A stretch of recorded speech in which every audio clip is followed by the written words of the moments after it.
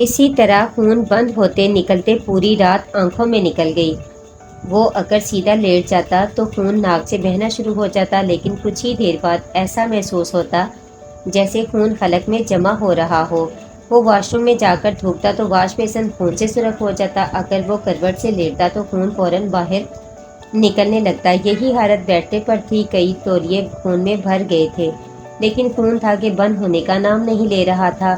اماں نے کئی مرتبہ اسے ہسپتال جانے کو کہا تھا، ناصر مرزا سے بات کرنے کو کہا تھا، لیکن نہ وہ ہسپتال گیا تھا اور نہ ہی اماں کو ناصر مرزا کو خبر دینے دی تھی۔ وہ اسے اتنی رات کے پریشان نہیں کرنا چاہتا تھا۔ ہسپتال اس لیے نہیں گیا تھا کہ وہ اس بات کو نکسیر پھوٹنے کا عمل سمجھ رہا تھا، اس کا خیال تھا کہ کسی وقت یہ خون خود بخود ٹھیک ہو جائے گا۔ صبح ہوتے ہوتے اس کا خاصا خون بہہ گیا تھا، وہ نڈال ہو کر پڑ گیا۔ اس نے کروٹ لے کر تولیہ ناک کے نیچے رکھ لیا، خون بہہ بہہ کر جذب ہوتا رہا۔ اب اماں کے ضبط کے سارے بندھن ٹوٹ گئے۔ انہوں نے ناصر مرزا کو فون کر کے ساری رودات اس کے گوش گزار کر دی۔ ساری بات سن کر اس نے خفگی کا اظہار کیا۔ یہ ساحل عمر کب مجھے اپنا دوست سمجھے گا؟ تمہارے آرام میں خلل کی وجہ سے ساحل عمر نے تمہیں فون نہیں کرنے دیا۔ اماں نے بات نبھانے کی کوشش کی۔ آدھے گھنٹے کے اندر ناصر مرزا ساحل عمر کے گھر پہنچ گیا۔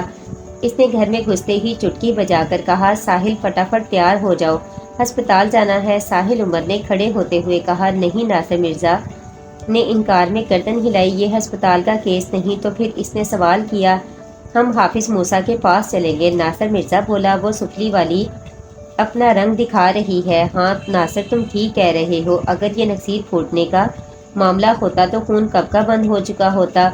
اماں نے بھی ناصر مرزا کے فیصلے کی تائید کی۔ عذرا کی عجیب کیفیت تھی، وہ بالکل خاموش تھی۔ پوری رات اس نے بھی جاگ کر گزار دی تھی۔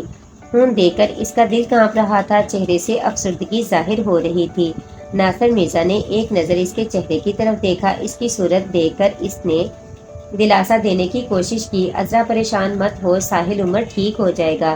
جی، اس نے بہت دھیرے سے کہا اور ساحل عمر کی طرف پر امید نظروں سے دیکھا۔ اللہ کرے ایسا ہی ہو۔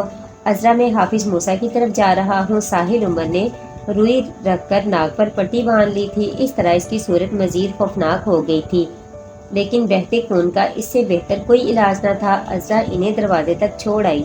جب وہ حافظ موسیٰ کے گھر کے دروازے پر پہنچے تو سورج اچھی طرح نکل آیا تھا۔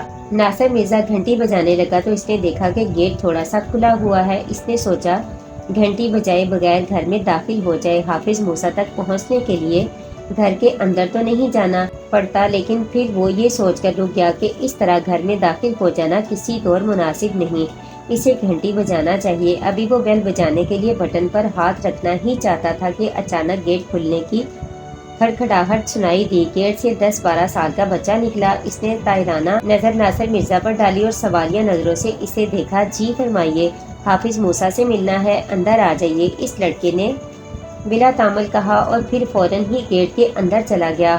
وہ دونوں گیٹ کے اندر داخل ہوئے تو انہیں وہ لڑکا کہیں نظر نہ آیا۔ ناصر مرزا حافظ موسیٰ کے ٹھکانے سے واقف تھا، اس لیے اس نے ساحل عمر کا ہاتھ پکڑا اور مکان کے پچھواڑے کی طرف بڑھنے لگا۔ دروازہ کھلا ہوا تھا۔ حافظ موسیٰ درخت کے نیچے کھڑے پلنگ پر اپنی لاٹھی دونوں ہاتھوں میں تھامے مخصوص انداز میں بیٹھے ہوئے تھے۔ موسم تھوڑا سا ٹھنڈا تھا، اس لیے ان کے کندھے پر ایک چادر پڑی تھی۔ ناصر مرزا نے کھلے دروازے پر کھڑے ہو کر کواڑ تھپتھپایا۔ دروازے کی آواز سن کر حافظ موسیٰ نے اپنا چہرہ اٹھایا اور پوچھا، کون ہے بھائی؟ ناصر مرزا اور ساحل عمر۔ ناصر مرزا نے جواب دیا۔ اچھا اچھا، حافظ موسیٰ نے خوشگوار لہجے میں کہا، آ جاؤ بھائی، دروازے پر کیوں کھڑے ہو؟ چلو۔ ناصر مرزا ساحل عمر سے مخاطب ہو کر بولا۔ ساحل عمر دروازے میں داخل ہو گیا، اس کے پیچھے ناصر مرزا۔ دونوں نزدیک پہنچ کر خاموش کھڑے ہو گئے۔ آؤ بھائی بیٹھ جاؤ، کھڑے کیوں ہو؟ حافظ موسیٰ نے چارپائی کی طرف اشارہ کیا۔ ناصر مرزا نے ساحل عمر کو اس کے نزدیک بٹھایا اور خود ذرا پیچھے پالتی کی طرف بیٹھ گیا۔ بہت خاموشی ہے، خیر تو ہے؟ حافظ موسیٰ نے مسکراتے ہوئے پوچھا۔ حافظ صاحب، خیر نہیں ہے، ناصر مرزا بولا، برکھا نے عذاب میں مبتلا کر دیا ہے۔ اچھا، وہ سفلی والی؟ حافظ موسیٰ نے سوچتے ہوئے کہا، وہ کیا کہتی ہے؟ وہ تماشے دکھا رہی ہے، اس نے ساحل کا راتوں کا چین چھین لیا ہے۔ ناصر مرزا نے فکر مند ہو کر کہا، وہ تماشے والی عورت ہے، اس نے تماشا ہی دکھانا ہے اور کیا کرنا ہے؟ آخر ہوا کیا؟ حافظ موسیٰ کے سوال کے جواب میں شادی کی رات سے اب تک اس نے جو کارروائی کی تھی وہ حافظ موسیٰ کے گوش گزار کر دی۔ ساری بات سن کر حافظ موسیٰ گویا ہوئے، خون ابھی تک جاری ہے جی؟ اس مرتبہ جواب ساحل عمر نے دیا۔ حافظ موسیٰ نے لاٹھی دونوں ہاتھوں سے پکڑ کر اس میں بنی آنکھ پر اپنی بے نور آنکھ رکھ دی۔ چند لمحے وہ اسی طرح بیٹھے رہے، پھر لاٹھی ہٹا کر اپنی گردن اونچی کر لی اور ایک ٹھنڈا سانس بھرا۔ اچھا؟ ساحل عمر نے ناصر مرزا کی طرف دیکھا۔ دونوں اس اچھا کا مطلب نہ سمجھ سکے۔ خیر کوئی بات نہیں، وہ جیسے اپنے آپ سے ہم کلام تھے، انداز کچھ ایسا ہی تھا۔ کیا ہوا حافظ صاحب؟ ناصر مرزا نے آہستگی سے پوچھا۔ ناصر مرزا وہ چاقو کہاں ہے؟ میرے پاس ہے حافظ صاحب، ناصر مرزا بولا۔ اس چاقو کی نوک سے اس درخت کی جڑ سے تھوڑی سی مٹی کھود کر میرے پاس لاؤ، حافظ موسیٰ نے ہدایت کی۔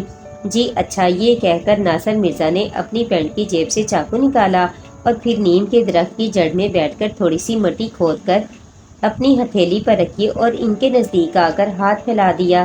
یہ لیجئے، حافظ موسیٰ نے ہاتھ بڑھایا۔ ناصر مرزا نے اپنا ہاتھ ان کے ہاتھ سے مس کیا۔ انہوں نے مٹی پر 2 انگلیاں رکھ کر کچھ پڑھا اور بولے، ناصر مرزا اس مٹی کو ساحل کی ناک کے نزدیک کر دو۔ پھر وہ ساحل عمر سے مخاطب ہوئے، ساحل تم نے اس مٹی کو سونگھنا ہے 3 مرتبہ گہرے مگر آہستہ سانس لے کر۔ جی اچھا۔ ساحل عمر نے اپنی ناک سے پٹی کھول دی، روئی ہٹا لی، روئی خون سے تر ہو چکی تھی۔ ناصر مرزا نے اپنی ہتھیلی آگے کی، ساحل عمر نے اس کے ہاتھ کو اپنے دونوں ہاتھوں میں پکڑ کر آگے کھینچا، ناک کے نزدیک لا کر اس نے مٹی کو سونگھا۔ اس مٹی میں گلاب کی سی خوشبو تھی۔ اس نے 3 گہرے سانس لیے، اسے فوری طور پر سکون محسوس ہوا، ساتھ ہی بہتا ہوا خون بند ہو گیا۔ کچھ سکون ملا؟ انہوں نے پوچھا۔ نہ صرف سکون ملا بلکہ ناک سے خون آنا بھی بند ہو گیا۔ ناصر مرزا یہ مٹی تم نے جہاں سے کھودی تھی اسے وہیں ڈال دو، ناصر مرزا نے فوراً حکم کی تعمیل کی۔ ساحل عمر اب تم میری ایک بات غور سے سن لو، لیکن میری بات سن کر پریشان بالکل مت ہونا۔ جی فرمائیے۔ ساحل عمر نے اس کی طرف دیکھا۔ وہ سفلی والی اب تمہاری جان کے در پہ ہو گئی ہے، اس پر جنون سوار ہو گیا ہے، انتقام کی آگ میں اندھی ہو گئی ہے۔ خیر ڈرنے کی کوئی بات نہیں، وہ تمہاری موت نہیں بن سکتی، وہ خود اپنی موت ہے۔ اب تمہیں ایک کام کرنا ہے۔ وہ تلوار کہاں ہے؟ گھر پر ہے، ساحل عمر نے جواب دیا۔ یہ کام تمہیں 12 بجے سے پہلے کرنا ہے، حافظ موسیٰ نے ہدایت کی۔ یہاں سے واپس جا کر یہ کام جتنی جلد ممکن ہو سکے کر لینا۔ اس تلوار کو تم اپنے گھر کے پچھواڑے ایک خاص مقام پر، جس کی نشاندہی خود بخود ہو جائے گی، اس تلوار کو زمین میں دستے تک اتار دینا۔ کچھ پڑھنا بھی ہوگا؟ اس نے دریافت کیا۔ ہاں بالکل، میں تمہیں بتاتا ہوں کیا پڑھنا ہے اور کیا کرنا ہے، میری بات بہت غور سے سنو۔ حافظ موسیٰ نے پھر ایک بار تفصیل سے ساحل عمر کو سب کچھ سمجھا دیا۔ سمار ملوک کی وہ خاندانی تلوار جسے وہ مقدس کہتا تھا اور جس تلوار سے ساحل عمر نے رائین کا خاتمہ کیا تھا، وہ تلوار ساحل عمر نے اپنے کپڑوں کی الماری میں ایک کونے میں کھڑی کر دی تھی۔ اس نے وہاں سے وہ تلوار نکالی اور اپنے مکان کے عقب میں پہنچ گیا۔ حافظ موسیٰ نے یہ نہیں بتایا تھا کہ اس تلوار کو کس جگہ زمین میں گاڑنا ہے، انہوں نے کہا تھا کہ اس بات کی نشاندہی خود بخود ہو جائے گی۔ ساحل عمر کے مکان کا عقبی حصہ پھولوں اور کیاریوں سے بھرا ہوا تھا۔ جب وہ کہ تلوار لے کر عقبی حصے میں پہنچا تو اسے وہ جگہ فوراً ہی نظر آ گئی۔ حافظ موسیٰ نے سچ کہا تھا، اس جگہ کی نشاندہی بہت واضح انداز میں کر دی گئی تھی۔ مغربی دیوار کے سائے میں ایک گلاب کے پودے کے نزدیک پھول کی پتیوں سے ایک دائرہ بنا ہوا تھا۔ یہ گلاب کی پتیاں تھیں اور ان کا رنگ زرد تھا۔ وہ اس دائرے کے نزدیک گھٹنوں کے بل بیٹھ گیا اور اس نے تلوار کا دستہ دونوں ہاتھوں میں تھام کر کچھ پڑھتے ہوئے تلوار زمین پر زور سے ماری۔ تھوڑی سی تلوار زمین میں دھس گئی۔ اب اسے تلوار کو اس طرح پکڑے پکڑے حافظ موسیٰ کی ہدایت کے مطابق پڑھنا تھا۔ ساحل عمر نے پورے اعتماد کے ساتھ پڑھنا شروع کیا۔ پڑھتے پڑھتے اس نے محسوس کیا کہ تلوار خود بخود زمین میں دھستی جا رہی ہے۔ آدھے گھنٹے کے بعد جب اس کا عمل مکمل ہوا تو وہ پوری تلوار دستے تک زمین میں دھس چکی تھی۔ مٹی اس قدر نرم ہو گئی تھی کہ وہ تلوار زمین میں بغیر کسی دباؤ کے اندر گھستی چلی جا رہی تھی۔ ساحل عمر نے اس تلوار کا دستہ دونوں ہاتھوں میں تھام رکھا تھا، لیکن اس نے تلوار پر کسی قسم کا زور نہیں ڈالا تھا۔ اس کے باوجود تلوار زمین میں اس طرح اترتی چلی جا رہی تھی جیسے کیک میں چھری۔ عمل مکمل ہونے کے بعد اس نے کھڑے ہو کر تلوار کو دونوں ہاتھوں سے زمین سے کھینچنا چاہا۔ اس کا خیال تھا کہ تلوار زمین سے اسی طرح آرام سے باہر آ جائے گی جس طرح گئی تھی، لیکن تلوار ڈر سے مس نہ ہوئی۔ یوں معلوم ہوتا تھا جیسے اسے پتھریلی زمین میں سیمنٹ کے ذریعے کاٹ دیا گیا ہو۔ ساحل عمر نے وہ تلوار وہیں زمین پر گڑی چھوڑ دی کیونکہ حافظ موسیٰ نے یہی ہدایت کی تھی۔ ساحل عمر یہ بات سمجھنے سے قاصر تھا کہ انہوں نے ایسی ہدایات کیوں کی تھی، اس کے پیچھے کیا حکمت عملی تھی، جبکہ اسے یہ بات اچھی طرح یاد تھی کہ جب حافظ موسیٰ اس کے گھر آئے تھے تو جاتے ہوئے اس تلوار کو بطور خاص حفاظت کی ہدایت کرتے گئے تھے، کیونکہ ان کے خیال کے مطابق اس تلوار کے پیچھے چور لگیں گے۔ اسی ہدایت کے پیش نظر اس نے تلوار ایک ایسی جگہ رکھ دی تھی کہ چوری کرنے والا اس تلوار تک فوری طور پر نہ پہنچ سکے۔ اب حافظ موسیٰ نے اس تلوار کو کھلے آسمان تلے گڑوا کر چوروں کو کھلی دعوت دے دی تھی کہ دیوار کود کر اندر آؤ اور تلوار اکھاڑ کر لے جاؤ۔ حافظ موسیٰ کا یہ طرز عمل اس کی سمجھ سے باہر تھا۔ ورشا یہ بات کئی دن سے محسوس کر رہی تھی، لیکن وہ اسے اپنا وہم، کبھی آنکھوں کا فریب، نظروں کا دھوکہ سمجھ کر نظر انداز کرتی آ رہی تھی۔ وہ سوچتی تھی کیونکہ یہ چیز اسے کئی مرتبہ خواب میں دکھائی دے چکی تھی، اس لیے اس کے ذہن نے خواب کو حقیقت بنا کر پیش کر دیا۔ اس نے اس خواب کو 7 دن تک مسلسل دیکھا تھا۔ وہ دیکھتی تھی کہ وہ اپنے کمرے میں آئی ہے۔ جب وہ کھلے دروازے سے اپنے کمرے میں داخل ہوتی تو اسے ایک شخص اپنے بیڈ پر لیٹا دکھائی دیتا، جو اس کے کمرے میں داخل ہونے کے بعد فوراً اٹھ کر بیٹھ جاتا، اسے بڑی محبت سے دیکھتا اور پھر وہ بغلی دروازہ کھول کر کمرے میں چلا جاتا۔ یہ کمرہ بھی برکھا کا بیڈ روم ہوتا تھا۔ مناف کو قتل کرنے کے بعد برکھا نے اپنا بیڈ روم تبدیل کر لیا تھا۔ اب اس کا بیڈ روم اس کمرے کو چھوڑ کر دوسرے کمرے میں تھا۔ 3 دن تک جب ورشا کو یہ خواب بغیر کسی فرق کے نظر آتا رہا تو اس نے اس کا ذکر اپنی ماں سے کیا۔ یہ خواب سن کر برکھا کے چہرے پر پریشانی کے آثار نظر آنے لگے۔ اس نے کریت کر اس شخص کا خلیہ پوچھا۔ ورشا نے جب اس شخص کا خلیہ بتایا تو برکھا کے جسم پر سنسنی سی دوڑ گئی۔ او، برکھا نے ٹھنڈا اور گہرا سانس لیا۔ ممی کیا ہوا؟ ورشا نے پوچھا۔ ورشا، کیا تو اس شخص کو نہیں جانتی؟ برکھا نے سوال کیا۔ ممی، میں اگر جانتی ہوتی تو آپ کو فوراً اس کا نام بتاتی، آپ کو اس کا خلیہ پوچھنے کی ضرورت نہیں پڑتی۔ وہ تیرا نانا ہے، برکھا نے بڑے پر اسرار انداز میں بتایا۔ ہیں، وہ میرے نانا ہیں؟ میں نے انہیں کبھی نہیں دیکھا، ہمارے گھر میں تو ان کی کوئی تصویر بھی نہیں۔ میں حیران ہوں کہ اتنی طویل مدت کے بعد اس نے تیرے خوابوں میں کیوں آنا شروع کیا ہے؟ وہ فکر مند تھی۔ ممی، حیران ہو یا پریشان؟ ورشا نے سوال کیا۔ میں حیران بھی ہوں اور پریشان بھی، کیونکہ اس کا مسلسل تیرے خواب میں آنا کسی خطرے سے خالی نہیں۔ ممی، آپ کو اپنے باپ سے کس طرح کا خطرہ ہو سکتا ہے؟ ورشا نے پوچھا۔ وہ بھی مرے ہوئے باپ سے؟ کیا تو نہیں جانتی؟ برکھا نے اسے عجیب سی نظروں سے دیکھا۔ نہیں، مجھے کیا معلوم، ورشا نے معصومیت سے کہا۔ میں نے تجھے بتایا تو تھا کہ میں نے اپنے باپ کو مار دیا تھا، اسے بھین چڑھا دیا تھا۔ ہاں، یہ بات تم نے بتائی تھی ممی، تم نے میرے باپ کو بھی قتل کر دیا تھا، میں اس قتل کی چشمدید گواہ ہوں۔ ورشا کی نظروں میں فوراً وہ منظر آ گیا جب اس نے اپنے باپ کو خون میں نہایا ہوا دیکھا تھا۔ ہاں، میں نے اسے بھی مار دیا تھا، برکھا نے بڑی لاپرواہی سے کہا۔ ممی، ابھی تم نے کتنے اور قتل کرنے ہیں، کتنے لوگوں کو بھین چڑھانا ہے؟ میری راہ میں جو آئے گا، میرے راستے کی جو رکاوٹ بنے گا، وہ زندہ نہیں بچے گا، برکھا نے بڑے اطمینان سے کہا، جیسے اس نے کسی کو قتل کرنے کی بات نہ کی ہو، کسی کو کھانا کھلانے کی بات کی ہو۔ ممی، چاہے میں ہی کیوں نہ ہوں تمہارے راستے میں آ جاؤں؟ ورشا نے اندازہ کرنے کے لیے سوال کیا۔ میں نے کہا نا، جو بھی میرے راستے میں آئے گا مارا جائے گا، چاہے وہ تم ہو یا ساحل عمر۔ ساحل عمر کو بہرحال میں نہیں چھوڑوں گی، میں اس کی موت بن جاؤں گی۔ برکھا کے لہجے میں تپش آ گئی۔ ورشا نے کوئی جواب نہیں دیا، اسے اپنی اوقات کا اچھی طرح پتہ چل گیا تھا اور یہ بات اسے ہمیشہ سے معلوم تھی کہ جو عورت اپنے باپ کو مار سکتی ہے، شوہر کو مار سکتی ہے، وقت آنے پر وہ اپنی بیٹی کا خاتمہ بھی کر سکتی ہے۔ یہ محض اس کا گمان تھا، لیکن اپنی ماں کے منہ سے صاف صاف سن لینے کے بعد یہ گمان یقین میں بدل گیا تھا۔ پھر اس نے اپنی ماں کے پاس رکنا مناسب نہ سمجھا۔ وہ خاموشی سے اٹھ کر اس کے کمرے سے نکل کر جانے لگی۔ ابھی وہ دروازے پر ہی پہنچی تھی کہ برکھا نے آواز دی، ورشا۔ ورشا اس کی آواز سن کر دروازے پر ہی رک گئی اور سوالیہ نظروں سے اسے دیکھنے لگی۔ میری جان ناراض ہو گئی، برکھا نے اپنے لہجے میں شہد بھر کر کہا۔ ممی آپ بھی خوب ہیں، ایک طرف مجھے اپنی جان کہتی ہیں، دوسری طرف میری جان لینے کے در پہ ہیں۔ وہ پھیکی مسکراہٹ کے ساتھ بولی، ادھر آؤ میرے پاس۔ برکھا نے اسے اپنے پاس بلایا، لہجے میں خفگی بھرا پیار تھا۔ جی ممی۔ وہ دروازے پر کھڑی رہی، برکھا کی طرف نہیں بڑھی۔ تب برکھا خود اٹھ کر اس کے نزدیک آئی اور اسے اپنے گلے لگاتے ہوئے بولی، پگلی میں مذاق کر رہی تھی، بھلا کوئی اپنی جان کو بھی لیتا ہے؟ تو میری جان ہے۔ ورشا نے کوئی جواب نہ دیا، وہ خاموش کھڑی رہی۔ پھر جب اس کے جسم کی بدبو ناقابل برداشت ہو گئی تو ورشا آہستگی سے الگ ہو گئی۔ اچھا ممی، ہاں میں یہ کہہ رہی تھی کہ اب اگر تجھے تیرے نانا نظر آئے تو مجھے بتانا۔ اچھا ممی، وہ بڑی فرما برداری سے بولی اور اس کے کمرے سے نکل آئی۔ ورشا کے نانا کالی داس نے اس کے خواب میں آنے کی شاید قسم کھا لی تھی۔ وہ چوتھے دن بھی اس کے خواب میں آ گیا اور پھر مسلسل آتا رہا، یہاں تک کہ 7 دن پورے ہو گئے۔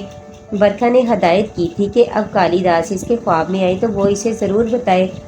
ورشا نے برکھا سے ذکر کر دیا۔ برکھا کچھ دیر سوچتی رہی، پھر اس نے ورشا کو ہدایت کی کہ آج رات وہ سونے سے پہلے ایک منتر پڑھ کر سوئے، اس کے بعد وہ کبھی اس کے خواب میں نہیں آئے گا۔ ورشا نے وہ منتر یاد تو کر لیا مگر اس نے رات کو پڑھا نہیں۔ بھلا اسے اپنے نانا سے کیا دشمنی تھی؟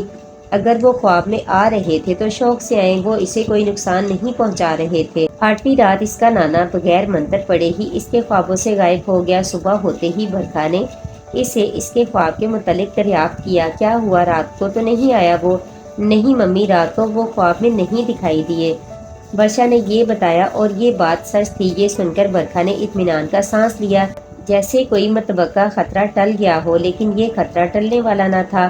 وہ اگر اس کے خوابوں میں آ رہا تھا اور اسے محبت بھری نظروں سے دیکھ رہا تھا تو سب کچھ بلا مقصد نہ تھا، بلا سبب نہ تھا۔ دوپہر کا کھانا کھا کر جب ورشا اپنے کمرے میں آئی تو ایک دم ٹھٹک گئی۔ خواب والا منظر اس کے سامنے تھا، کالی داس اس کے بیڈ پر لیٹا ہوا تھا۔ اسے کمرے میں داخل ہوتا دیکھ کر وہ فوراً اٹھ کر بیٹھ گیا اور اسے بڑی محبت بھری نظروں سے دیکھنے لگا۔ پھر وہ اٹھا اور بغلی دروازے کو کھول کر اندر چلا گیا۔ ورشا بڑی حیران ہوئی، اس نے دروازے کو دھکا دے کر دیکھا لیکن وہ دروازہ دوسری طرف سے بند تھا۔ اب اسے یہ منظر اپنی جاگتی آنکھوں کا خواب محسوس ہوا۔ پھر یہ منظر اسے کئی دن تک نظر آیا۔ وہ اسے اپنا وہم، آنکھوں کا فریب، نظروں کا دھوکہ سمجھ کر نظر انداز کرتی رہی، لیکن یہ وہم، فریب یا نظروں کا دھوکہ نہ تھا۔ کالی داس اپنی زندگی میں ایک منصوبہ ساز شخص تھا، مرنے کے بعد بھی یہ منصوبہ بندی اس کی روح سے الگ نہ ہوئی تھی۔ یہی وجہ تھی کہ ورشا کے سامنے بہت دھیمے انداز میں زینہ بازینہ آیا تھا۔ اس کے خوابوں میں آنے کے بعد اس نے دوسرا قدم اٹھایا، وہ اسے جاگتی آنکھوں سے نظر آیا اور خوابوں کی طرح کئی دن نظر آتا رہا۔ اس طرح ورشا اس سے مانوس ہو گئی، اس کے دل سے سارا ڈر خوف نکل گیا۔ پھر جب ورشا چوتھے دن شام کو اپنے کمرے میں داخل ہوئی تو وہ اٹھ کر کمرے سے غائب نہ ہوا تھا، بیٹھا رہا تھا اور بڑے پیار بھرے انداز میں اسے پکارا، ورشا۔ وہ چیخ کی آواز تھی، رات کے سناٹے میں کوئی چیخا تھا۔ یہ ایک مردانہ چیخ تھی اور گھر کے پچھواڑے سے آئی تھی۔ اماں تہجد پڑھ کر ابھی لیٹی تھی، آنکھوں میں ابھی نیند اترنے لگی تھی کہ اس چیخ نے ان کی آنکھوں سے نیند اڑا دی۔ وہ فوراً اٹھ کر بیٹھ گئیں، چیخیں رہ رہ کر ابھر رہی تھیں۔ کوئی بڑی بھیانک آواز میں چیخ رہا تھا، ہائے میں مر گیا، مجھے بچاؤ۔ اماں نے فوراً ساحل عمر کے کمرے کا دروازہ بجایا۔ یہ چیخیں عذرا نے بھی سن لی تھی۔ جب اماں نے دروازہ بجایا تو وہ ساحل عمر کو اٹھا چکی تھی۔ کیا ہوا؟ ساحل عمر نے آنکھیں کھولتے ہوئے پوچھا۔ باہر کوئی چیخ رہا ہے، عذرا نے بتایا۔ اتنے میں دروازے پر اماں نے دوبارہ دستک دی۔ دروازے پر کون ہے؟ ساحل عمر نے پوچھا۔ شاید اماں ہے، عذرا نے کہا اور دروازے کی طرف بڑھی۔ تم ٹھہرو، میں کھولتا ہوں دروازہ۔ دروازے پر اماں پریشان کھڑی تھی، وہ گھبرا کر بولی، ساحل گھر کے پیچھے کوئی ہے؟ اچھا میں دیکھتا ہوں۔ ہائے تم اکیلے مت جاؤ اماں، میں لائٹ جلا کر پہلے کھڑکی سے دیکھتا ہوں پھر باہر جاؤں گا۔ ساحل عمر نے اماں کو تسلی دی۔ ساحل عمر نے باہر دیوار پر لگی ٹیوب لائٹ روشن کی اور پھر پچھلی کھڑکی کا پردہ ہٹا کر باہر جھانک کر دیکھا۔ باہر کا منظر ہی عجیب تھا۔ کوئی شخص گھٹنوں کے بل بیٹھا ہوا تھا اور اس کے دونوں ہاتھ تلوار کے دستے پر تھے اور وہ بار بار اپنے جسم کو حرکت دے رہا تھا۔ اس نے چیخنا بند کر دیا تھا۔ جیسے ہی لائٹ جلی اس نے مڑ کر گھر کی طرف دیکھا، تب ساحل عمر نے اسے فوراً پہچان لیا۔ وہ خبیث واسم تھا اور تلوار چرانے آیا تھا۔ ساحل عمر نے پہلی بار اس شخص کو اس وقت دیکھا تھا جب ورشا اسے لے گئی تھی، پھر یہ شخص ساحل عمر کو اغوا کر کے چترو بھیل کے استھان پر لے گیا تھا۔ ساحل عمر اس بات کو اچھی طرح جانتا تھا کہ یہ برکھا کا خادم خاص ہے، اس کے اشارے پر جان دینے والا۔ ساحل صاحب، بھگوان کے واسطے مجھے معاف کر دے، آئندہ میں یہاں کبھی نہ آؤں گا، وہ روشنی ہوتے ہی زور سے بولا۔ ساحل عمر نے اس کے ہاتھوں کو غور سے دیکھا، تب اس پر انکشاف ہوا کہ اس کے دونوں ہاتھ دستے پر جمے ہوئے ہیں، اس کے ہاتھ جیسے چپک گئے ہیں، باوجود کوشش کے اپنے ہاتھ الگ نہیں کر پا رہا۔ اب ساحل پر حافظ موسیٰ کا طرز عمل واضح ہوا، انہوں نے اس تلوار کو باہر کڑوا کر جو چوروں کو دعوت دی تھی تو کچھ غلط نہیں کیا تھا، یہ تلوار چور کے لیے پھندا ثابت ہوئی تھی۔ واسم کو دیکھ کر ساحل عمر کے تن بدن میں غصے کی آگ بھڑک اٹھی، وہ گھر کا پچھلا دروازہ کھول کر باہر نکلا اور واسم کے نزدیک پہنچتے ہی اس کے جسم پر ایک زوردار لات ماری اور غصے سے بولا، کتے، یہاں تیری موت کھینچ لائی۔ ساحل صاحب، مجھے اس مصیبت سے نجات دلائے، مجھے معاف کر دے، میرے ہاتھ تلوار سے چپک گئے ہیں اور ہاتھوں میں سوئیاں سی چبھ رہی ہیں۔ حبیس کی اولاد، تو یہاں کیا کرنے آیا تھا؟ ساحل عمر نے غصے سے پوچھا۔ ساحل صاحب، میں آپ کو ہر بات صاف صاف بتا دوں گا، میرے ہاتھ آزاد کروا دے، میں بہت تکلیف میں ہوں۔ اب آزادی کو بھول جا، پہلے یہ بتا تجھے یہاں بھیجا کس نے اور کیوں؟ مجھے یہاں برکھا دیوی نے بھیجا تھا، میں یہ تلوار چرانے آیا تھا۔ تو پھر لے جا، چرا اس تلوار کو، تلوار تیرے ہاتھوں میں ہے، جا جلدی کر۔ ساحل عمر تنزن ہنسا، مجھ سے غلطی ہو گئی، مجھے معاف کر دے۔ معاف کیسے کر دوں؟ تجھے یاد ہوگا مجھے نیم بے ہوشی کے عالم میں اغوا کر کے چترو بھیل کے استھان پر لے گیا تھا، تو نے میری موت کا سامان کر دیا تھا، میں مجبور ہوں برکھا دیوی کے ہر حکم کا پابند۔ شکتی نے مجھے جکڑ رکھا ہے، اگر وہ اتنی شکتی والی ہے تو اسے آواز دے کر چھوٹ کیوں نہیں جاتا؟ واسم نے کوئی جواب نہیں دیا، وہ کیا جواب دیتا؟ اگر آزاد ہونا اس کے اختیار میں ہوتا تو وہ کب کا یہاں سے جا چکا تھا۔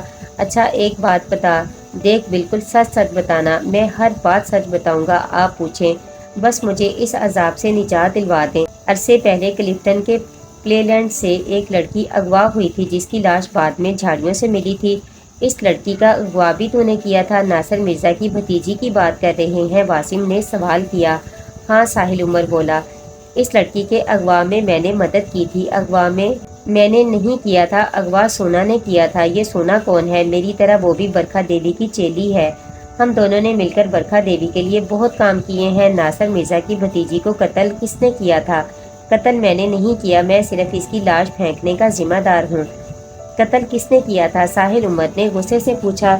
وہ برکھا دیوی کے ہاتھوں مری۔ ٹھیک ہے، اب تم یہاں صبح تک آرام سے بیٹھو، چند گھنٹوں کی بات ہے، صبح تمہارا حساب کتاب ہوگا۔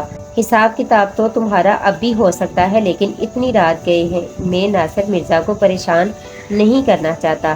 تم ناصر مرزا کے مجرم ہو، تم میرے بھی مجرم ہو، تمہیں اب سزا بھگتنا ہوگی۔ یہ کہہ کر ساحل عمر واپس مڑا، اس نے پورے اطمینان سے گھر کا پچھلا دروازہ بند کیا اور اپنے بیڈ پر آ کر لیٹ گیا۔ دروازہ بند کرتے ہوئے اس نے اس کی فریاد سنی تھی، ساحل عمر صاحب ایسا نہ کرے، مجھے معاف کر دے، میں پھر کبھی۔ لیکن اس نے ایک مجرم کی فریاد پر کان نہیں دھرے تھے اور دروازہ دھاڑ سے بند کر دیا تھا۔ یہ تو حافظ موسیٰ کی مہربانی تھی، ایک موذی اتنی آسانی سے ان کے چنگل میں پھنس گیا تھا۔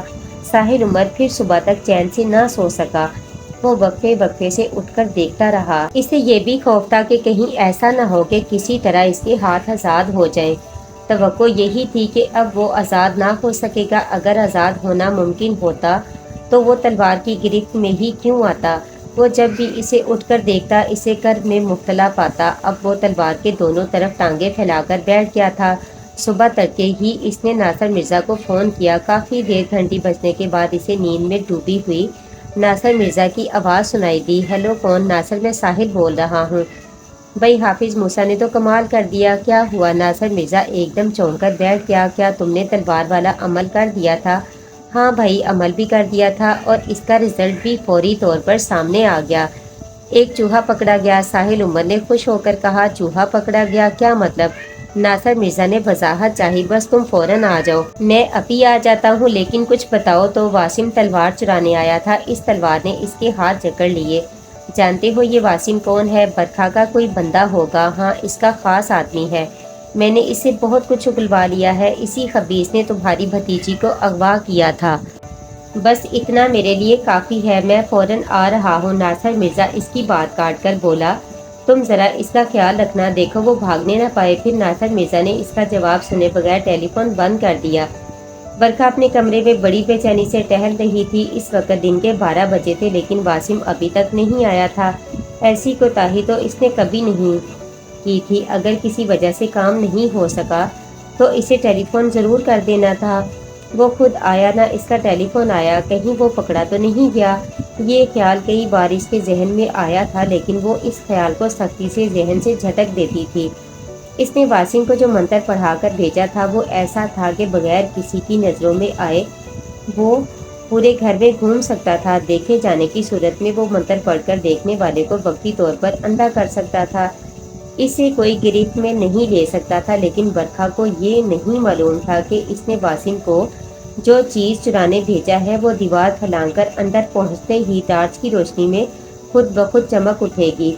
وہ اتنی آسانی سے اس کی چیز کے مل جانے کی خوشی میں وہ لپک کر اس کا دستہ پکڑے گا اور اسی کی گرفت میں آنے والا اس چیز کی گرفت میں آ جائے گا جسے وہ چرانے آیا تھا۔ وقت تیزی سے گزر رہا تھا اور برکھا کی بے قراری بڑھتی جا رہی تھی۔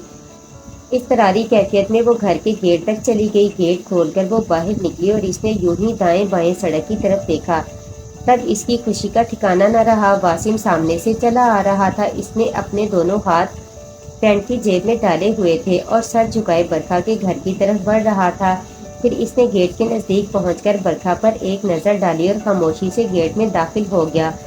برکھا نے اس کو اندر جاتے ہوئے حیرت سے دیکھا۔ وہ جلدی سے اندر آئی۔ اس نے پلٹ کر گیٹ بند کیا اور کسی قدر غصے سے پکاری، واسم۔ واسم آگے جاتے جاتے ایک دم رک گیا۔ کیا ہوا؟ اس نے غصے سے پوچھا۔ تلوار کہاں ہے؟ واسم نے جواب میں خاموشی سے اپنے دونوں ہاتھ جیب سے نکالے اور اس کے سامنے کر دیے۔ جب برکھا کی نظر اس کے دونوں ہاتھوں پر پڑی تو وہ بے اختیار چیخ اٹھی۔ نہیں! واسم کے دونوں ہاتھ کٹے ہوئے تھے، ان کے دونوں کٹے ہاتھوں پر پٹیاں بندھی تھی۔ تیرے ہاتھ کہاں غائب ہو گئے؟ یہ کیسے ہوا؟ وہ پریشان ہو کر بولی۔ آ میرے ساتھ اندر آ۔ وہ اسے اپنے بیڈ روم میں لے گئی اور ایک کرسی کی طرف اشارہ کر کے بولی، ہاں اب بتا، تیرے ہاتھ کیسے کٹے؟ میں نے تو تجھے تلوار لینے بھیجا تھا۔ برکھا جی، میں آپ کے حکم کے مطابق تلوار ہی لینے گیا تھا۔ میں ساحل عمر کے گھر میں جیسے ہی کودا اور ٹارچ کی روشنی راستہ دیکھنے کے لیے ادھر ادھر ڈالی تو وہ تلوار مجھے چمکتی ہوئی نظر آ گئی۔ وہ تلوار باہر ہی گھر کے پچھواڑے زمین میں دستے تک گڑی ہوئی تھی۔ میں اسے دیکھ کر خوش ہو گیا کہ چلو کام آسان ہو گیا، ورنہ پورے گھر میں جانے کہاں کہاں تلاش کرنا پڑتا۔ خیر میں نے جیسے ہی دونوں ہاتھوں سے اس کا دستہ پکڑ کر کھینچا تو وہ تلوار تس سے مس نہ ہوئی، البتہ میرے ہاتھ دستے سے ضرور چپک گئے اور ہاتھوں میں سوئیاں سی چبھنے لگیں۔ تکلیف اتنی بڑی کہ میرے منہ سے باوجود ضبط کے چیخیں نکلنے لگی۔ میری چیخیں سن کر ساحل عمر باہر نکل کر آ گیا۔ وہ مجھے اس طرح شکنجے میں جکڑے دیکھ کر بہت خوش ہوا۔ میں نے اس کی بہت خوشامد کی کہ وہ کسی طرح میرے ہاتھ آزاد کر دے، مگر وہ موڑ کر گھر میں چلا گیا۔ اور پھر اس نے صبح تڑکے ہی ناصر مرزا کو بلا لیا۔ ناصر مرزا بہت غصے میں تھا۔ پہلے تو اس نے مجھے کئی ٹھوکریں ماری، پھر اپنے چاقو سے میرے دونوں ہاتھ کاٹ دیے۔ یہ کہہ کر واسم کی آنکھوں میں آنسو آ گئے۔ وہ بھوں بھوں کر کے رونے لگا۔ چپ ہو جا! برکھا غصے سے چیخی۔ مرد ہو کر روتا ہے؟ یہ بتا، تو نے اسے کچھ بتایا تو نہیں؟ نہیں برکھا جی، اس نے اپنی آستین سے آنسو پونچھتے ہوئے کہا، مجھ سے قسم لے لے میں نے آپ کے بارے میں، اپنے بارے میں اور سونا کے بارے میں کچھ نہیں بتایا۔ اس نے سفید جھوٹ بولا۔ یہ تو نے بہت اچھا کیا، تجھ سے یہی امید تھی۔ تو فکر مت کر، میں ناصر مرزا سے ایسا انتقام لوں گی کہ وہ زندگی بھر یاد رکھے گا۔ اس نے تیرے ہاتھ کاٹے ہیں، میں اس کی آنکھیں نکال لوں گی۔ برکھا نے تسلی دی۔ ایک بات اور برکھا جی، واسم نے جھجکتے ہوئے کہا، انہوں نے مجھ سے سونا کو بھی فون کروایا تھا۔ فون؟ برکھا اس طرح بولی جیسے کسی کا خون ہو گیا ہو۔ وہ کون لوگ؟ سونا کو کیا جانے؟ ساحل عمر نے تو سونا کو دیکھا ہے، اس نے یاد دلایا۔ واسم، کیا وہ تیری موجودگی میں وہاں پہنچ گئی تھی؟ برکھا نے پوچھا۔ مجھے انہوں نے آزاد ہی اس وقت کیا جب وہ ان کے جنگل میں پھنس گئی۔ او، اس نے ان کے سامنے سب اگل دیا ہوگا۔ برکھا ایک دم فکر مند ہو گئی۔ نہیں برکھا جی، سونا اتنی کچی نہیں ہے، وہ ہرگز انہیں کچھ نہیں بتائے گی۔ واسم نے جھوٹی تسلی دی۔ یہ تو مجھے بساط ہی الٹی نظر آ رہی ہے۔ وہ جیسے اپنے آپ سے بولی۔ واسم خاموش رہا۔ سونا اس وقت کہاں ہوگی؟ اس نے واسم سے سوال کیا۔ کہیں انہوں نے اس کو پولیس کے حوالے نہ کر دیا ہو۔ واسم نے اپنی رائے کا اظہار کیا۔ اگر ایسا کر دیا ہوگا تو اچھا ہے، ابھی پولیس اسٹیشن سے فون آ جائے گا، وہ آدھا گھنٹہ بھی پولیس کی تحویل میں نہیں رہے گی۔ لیکن میں جانتی ہوں وہ ایسا ہرگز نہیں کریں گے، وہ پولیس میں میرے تعلقات سے اچھی طرح واقف ہیں۔ وہ اب دونوں ڈائریکٹ ایکشن کے قائل ہو گئے ہیں۔ معلوم ہوتا ہے وہ اچھی طرح جان گئے ہیں کہ پولیس کبھی کسی مجرم کا کچھ نہیں بگاڑ سکتی۔ اب سونا کے بارے میں کیسے پتہ کروں؟ تو اسے ان کے حوالے کر کے وہاں سے نکل آیا، برکھا نے تعصب بھرے انداز میں کہا۔ برکھا کی اس بات پر واسم کو اندر ہی اندر بڑا غصہ آیا کہ ایک تو اس نے اپنے دونوں ہاتھ اس کے لیے کٹوا دیے، اب وہ سونا کو بھی وہاں چھوڑ کر نہ آتا، پھر تو وہاں سے اس کی لاش ہی آتی۔ اتنے میں کال بیل کی آواز سنائی دی۔ برکھا فوراً اٹھ گئی، وہ واسم کو بیٹھے رہنے کا اشارہ کر کے باہر نکل آئی۔ وہ تیزی سے چلتی ہوئی گیٹ تک پہنچی، گیٹ کھولا تو سامنے سونا نظر آئی۔ اس کے چہرے پر کرب کے آثار تھے اور اس کے دونوں ہاتھ پشت پر تھے۔ سونا اپنے ہاتھ میرے سامنے کر، برکھا نے عجیب سے لہجے میں کہا۔ سونا نے خاموشی سے اپنے دونوں ہاتھ اس کے سامنے کر دیے اور بے اختیار رو پڑی۔ اس کے دونوں ہاتھ کٹے ہوئے تھے اور دونوں کٹے ہاتھوں پر پٹیاں بندھی تھی۔ تیرے ہاتھ کس نے کاٹے؟ وہ ناگن کی طرح پھنکاری۔ ناصر مرزا نے، سونا روتے ہوئے بولی۔ ناصر مرزا، میں تجھے کچا چبا جاؤں گی، وہ انتہائی طیش میں چیخ۔ اندھیری رات کا پچھلا پہر، ٹھنڈی سنسناتی ہوئی جھینگروں کا شور، پیپل کی کھڑکھڑاہٹ، گلی میں بھونکتے کتے، ان سب چیزوں نے مل کر برکھا کے بنگلے کو انتہائی بھیانک بنا دیا تھا۔ برکھا اپنے بنگلے کے پیچھے حصے میں پیپل کے درخت کے نیچے پانی بھرے حوض میں کھڑی تھی۔ اس کا آدھا جسم ٹھنڈے پانی کے اندر تھا اور آدھا باہر۔ اس کے جسم پر کوئی کپڑا نہ تھا۔ وہ دونوں ہاتھ جوڑے، سر جھکائے کسی مجسمے کی طرح ساکت کھڑی تھی۔ اس کے ہونٹ کھل رہے تھے۔ حوض کے چاروں طرف 21 دیے روشن تھے۔ عمل کا وقت پورا ہو رہا تھا۔ آہستہ آہستہ سارے دیے خود بخود بجھتے جا رہے تھے۔ بس 3 دیے جل رہے تھے۔ اب ان تینوں دیوں کو ایک ساتھ بجھنا تھا اور ان تینوں دیوں کے بجھتے ہی آؤر کی سواری کو آنا تھا۔ اندھیری رات خوفناک ہوتی جا رہی تھی۔ جھینگروں کا شور مزید بڑھ گیا تھا۔ اڑتی ہوئی چمگادڑوں کی پھڑپھڑاہٹ مزید بڑھ گئی تھی۔ علاقے کے کتوں نے اور زور زور سے بھونکنا شروع کر دیا تھا۔ یہ سب علامتیں بتا رہی تھی کہ وہ شیطان کا بیٹا آؤر بس اب آیا ہی چاہتا ہے۔ پھر وہ منحوس گھڑی آ پہنچی جو برکھا کے لیے شب گھڑی تھی۔ تینوں دیے بیک وقت بجھ گئے۔ چند لمحوں کے لیے محیب سناٹا چھا گیا۔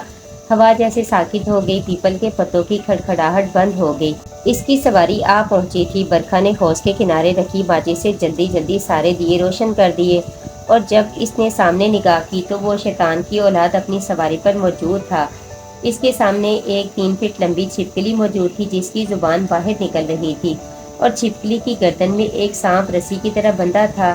اس سانپ کی دم آؤر کے دونوں ہاتھوں میں تھی۔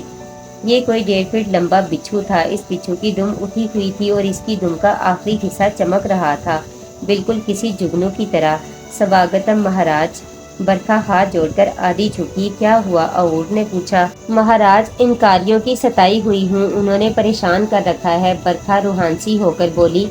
اتنی پاٹ پوجا والی، اتنے جنتر منتر جانتی ہے، اس کے باوجود تجھ سے 2 انکاری قابو میں نہیں آ رہے۔ مہاراج، وہ اکیلے نہیں ہیں، وہ اجالے والے ہیں، ان کے پیچھے روشنی ہے، ان کے پیچھے روشنی ہے تو تیرے پیچھے تاریکی ہے، رات ہے، اندھیرا ہے۔ ہاں مہاراج، اسی لیے تو میں نے اپنی تاریک طاقتور کو آواز دی ہے۔ مہاراج، آپ کو بلایا ہے، تو نے بلایا تو ہم آ گئے ہیں، ہم سے جو ہوگا کریں گے۔ میں اپنے باپ سے مدد لوں گا، آخر کو تو اس کی چیلی ہے، تو نے جانے کتنے انکاریوں کو اقراری بنایا ہے، شیطان پرست بنایا ہے، تیری بڑی خدمات ہیں۔ آؤر نے اسے تعریفی نظروں سے دیکھا۔ بس مہاراج، یہ سب آپ کی نظر عنایت ہے۔ وہ ممنون دکھائی دی۔ ہماری جو منظور نظر تھی، اسے تو وہ اس بستی سے نکال لایا۔ کیا تو جانتی ہے؟ ہاں جانتی ہوں مہاراج، اس نے اس سے شادی کر لی ہے، وہ اب میرے کام کا نہیں رہا۔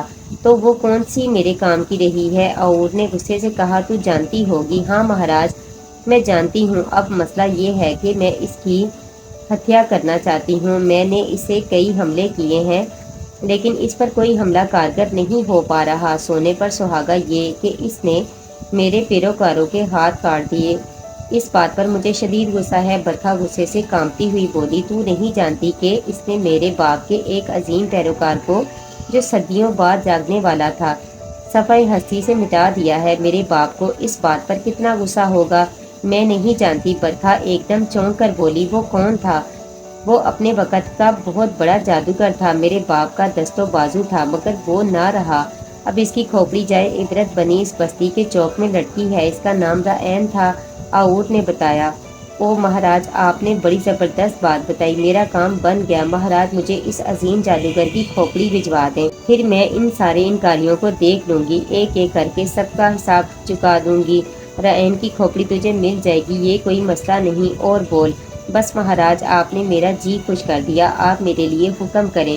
تو اپنی بیٹی کا حال بتا، اسے بھی کچھ سکھا رہی ہے یا اسے نا واقف ہی رکھے گی؟ مہاراج، وہ بڑے اڑیل مزاج کی ہے، اچھی خاصی چلتے چلتے رک جاتی ہے، میں نے اسے کافی کچھ سکھا دیا ہے، لیکن وہ اس پر عمل نہیں کرتی، اسے مار مار کر چلانا پڑتا ہے۔ برکھا نے ہھپکی سے کہا، اس کی خبر رکھ، کہیں وہ انکاریوں میں سے نہ ہو جائے، تو جانتی ہے کہ بالآخر اس نے تیری جگہ آنا ہے۔ ہاں مہاراج جانتی ہوں، میری کوشش یہی ہے کہ اسے وہ سب کچھ سکھا دوں جو میں جانتی ہوں، اب آگے دیوا کالی جو کرے۔ ٹھیک ہے، اچھا میں اب چلتا ہوں، رعین کی کھوپڑی تجھے کل مل جائے گی، اب تو دیے بجھا، جلدی کر۔ آؤر بولا، اچھا مہاراج، آپ کی بڑی مہربانی، آپ آ گئے۔ یہ کہہ کر اس نے دیے کی لو پر ہاتھ رکھ کر تمام دیوں کو بجھا دیا۔ جب اس نے سامنے نظر کی جہاں آؤر کی سواری تھی، وہاں اب کچھ نہ رہا تھا، اندھیرا تھا اور محیط سناٹا، دن کا اجالا پھیل چکا تھا۔ برکھا کے منحوس بنگلے پر اس کے باوجود دہشت برس رہی تھی۔ برکھا شیطان کے بیٹے آؤر سے رات کو ملاقات کے بعد مدہوش سی ہو رہی تھی۔ بیل کی آواز پر برشا کی آنکھ کھلی، کافی دیر سے گھنٹی بجا رہا تھا، وقفے وقفے سے گھنٹی بجائی جا رہی تھی۔ برشا فوراً اٹھ کر بیٹھ گئی، پھر وہ اپنے جسم پر کالی چادر ڈال کر دروازے سے باہر آ گئی۔ برآمدے میں کھڑے ہو کر اس نے باہر کا جائزہ لیا۔ برکھا کا دروازہ بند تھا، اس کا مطلب ہے کہ وہ رات کو جاگی تھی، اب پڑی سو رہی تھی۔ پھر وہ خود ہی گیٹ کی طرف بڑھی۔ گیٹ کھولنے سے پہلے اس نے حسب معمول گیٹ کے خلا سے باہر جھانکا، اسے باہر کوئی نظر نہ آیا۔ تب اس نے زور سے پکار کر پوچھا، کون ہے؟ برکھا دیوی ہیں جی، باہر سے ایک بھاری مردانہ آواز آئی۔ آپ کون؟ میں جی برکھا دیوی کے لیے سوغات لایا ہوں، وہ گیٹ کے سامنے آتے ہوئے بولا۔ وہ تو سو رہی ہیں۔ ورشا نے کسی کو سامنے پا کر خلا میں سے باہر جھانکا۔ وہ ایک اونچے قد کا، گہرے سانولے رنگ کا اور مضبوط کاٹھی کا شخص تھا، اس کے چہرے سے خباثت ٹپک رہی تھی، اس کے ہاتھ میں کالے چمڑے کا تھیلا لٹک رہا تھا۔ کوئی بات نہیں، انہیں سونے دیں، آپ ان کو یہ چیز دے دیں۔ اچھا ایک منٹ ٹھہریں، میں گیٹ کھولتی ہوں، ورشا نے کہا اور پھر گیٹ کھول کر جھانکی۔ یہ برکھا دیوی کو دے دیں۔ اس نے چمڑے کا تھیلا آگے بڑھایا۔ ورشا نے وہ چمڑے کا تھیلا تھام لیا اور اس سے پوچھا، اس میں کیا ہے؟ اس میں اس کے لیے ایک قیمتی چیز ہے۔ آپ کون ہیں؟ ورشا نے سوال کیا۔ آپ کا کیا نام ہے؟ میں بے نام ہوں۔ جب وہ تھیلا کھول کر دیکھیں گی تو وہ سمجھ جائیں گی کہ یہ چیز کہاں سے آئی ہے اور کس نے بھیجی ہے۔ یہ کہہ کر وہ واپس پلٹا اور لمبے لمبے دھک بھرتا اس کی نظروں سے دور ہو گیا۔ ورشا نے فوراً گیٹ بند کر کے اس چمڑے کے تھیلے میں جھانکا۔ تھیلا کافی گہرا تھا، اس کی تہہ میں کپڑے میں لپٹی کوئی گول سی چیز نظر آئی۔ پتہ نہیں اس میں کیا ہے، یہ ممی روز نت نئی چیزیں منگواتی رہتی ہیں، جانے یہ کہاں جا کر ٹھہریں گی اور کیا کر کے دم لیں گی۔ ورشا کے لاشعور میں بچپن سے ہی اپنی ماں کے لیے نفرت تھی، لیکن برکھا کا رویہ اس کے ساتھ بہت اچھا تھا، اس لیے وہ نفرت دبی رہتی تھی۔ جب برکھا کے رویے میں تبدیلی آتی یا وہ اس کی ساحرانہ حرکتوں سے اکتاتی تو وہ نفرت کی چنگاری آہستہ آہستہ سلگ اٹھتی۔ آج کل یہ نفرت بار بار اپنا سر اٹھا رہی تھی۔ برکھا کے دروازے پر پہنچ کر اس نے آہستہ سے دستک دینا چاہی تو دروازہ تھوڑا سا اندر ہو گیا۔ دروازہ کھلا ہوا تھا، وہ کمرے میں داخل ہوئی۔ برکھا کچھ اس انداز میں سو رہی تھی کہ ورشا نے ایک لمحے کے لیے سوچا کہ واپس چلی جائے، پھر اس نے پلٹی پڑا ہوا ہلکا سا کمبل برکھا کے جسم پر ڈال دیا۔ تب فوراً ہی برکھا کی آنکھ کھل گئی۔ ورشا کو اپنے کمرے میں دیکھ کر وہ جلدی سے اٹھ کر بیٹھ گئی اور پھر بڑی بے نیازی سے اپنے گرد کمبل لپیٹ لیا۔ اسے دیکھ کر مسکرائی۔ یہ کیا ہے؟ اچانک برکھا کی نظر ورشا کے ہاتھ میں لٹکے چمڑے کے تھیلے پر پڑی۔ پتہ نہیں ممی، ورشا نے کہا، ایک شخص آپ کے لیے دے گیا ہے۔ برکھا نے جلدی سے اس سے وہ تھیلا لے لیا، پھر اس نے تھیلے کے اندر جھانکا، بڑی احتیاط سے کپڑے پہ لپٹی چیز تھیلے سے باہر نکال لی۔ اس میں کوئی گول سی چیز سفید کپڑے کی ٹیپوں میں لپٹی ہوئی تھی۔ اس نے ڈھونڈ کر پٹی کا سرا نکالا اور اس چیز کو بیڈ پر ڈال کر پٹی کھولنے لگی۔ وہ ایک ہی پٹی تھی اور اتنی لمبی تھی کہ برکھا کے بیڈ پر ایک اونچا ڈھیر لگ گیا۔ پھر اس میں سے جو چیز برآمد ہوئی اسے دیکھ کر خوشی کے مارے برکھا کی چیخ نکل گئی، زندہ باد مہاراج کالی دیوا کے بیٹے، زندہ باد۔ ممی یہ کیا ہے؟ یہ ایک بہت بڑے جادوگر کا سر ہے ورشا، میں اب دیکھتی ہوں کہ میرا وار کیسے کارگر نہیں ہوتا۔ یہ کہتے کہتے اس کی آنکھوں میں شیطانی چمک آ گئی اور چہرے سے خباثت ٹپکنے لگی۔ ایک بدبو بھپکا اس کے جسم سے پھوٹا جو ورشا کے لیے ناقابل برداشت ہو گیا۔ ورشا پھر وہاں نہ ٹھہر سکی۔ ناصر مرزا شام کو اپنے دفتر سے آ کر تھوڑی دیر آرام کرنے کی خاطر لیٹ گیا تھا۔ ابھی اسے لیٹے زیادہ دیر نہ ہوئی تھی کہ اچانک اس کی نظر روشن دان پر پڑی اور ایک بھیانک چیخ اس کے منہ سے نکلی۔ ناصر مرزا کی بیوی ساجدہ جو کچن میں چائے بنانے کی تیاریوں میں تھی، اپنے شوہر کی چیخ سنی تو اللہ رحم کرتی ہوئی کمرے کی طرف بھاگی۔ جب وہ کمرے میں پہنچی تو ناصر مرزا کا حال دیکھ کر سہم گئی۔